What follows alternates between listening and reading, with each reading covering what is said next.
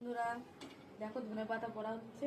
এই যে দ্বিতীয়বার তো চাপিয়ে দিয়েছি, আর প্রথমবার তো হয়ে গেছে, বাটিতে রাখা আছে। তাই ভাবলাম সন্ধ্যাবেলা টিফিনটা একটু তোমাদের সাথে শেয়ার করি। এই যে ফুলকপি বড়া বানাবো, আর এই যে পেঁয়াজি হবে, মাখিয়ে রেখেছি। আর আমাদের বাড়ির পাশে তো রেল লাইন আছে, তার জন্য রেলে সবসময় আওয়াজ হয় ট্রেন গেলে। বন্ধুরা দেখো ধনে পাতা পড়া হচ্ছে। এই যে দ্বিতীয়বার তো চাপিয়ে দিয়েছি, আর প্রথমবার তো হয়ে গেছে, বাটিতে রাখা আছে। তাই ভাবলাম সন্ধ্যাবেলা টিফিনটা একটু তোমাদের সাথে শেয়ার করি। এই যে ফুলকপি বড়া বানাবো, আর এই যে পেঁয়াজি হবে, মাখিয়ে রেখেছি। আর আমাদের বাড়ির পাশে তো রেল লাইন আছে, তার জন্য রেলে সবসময় আওয়াজ হয় ট্রেন গেলে। বন্ধুরা দেখো ধনে পাতা পড়া হচ্ছে।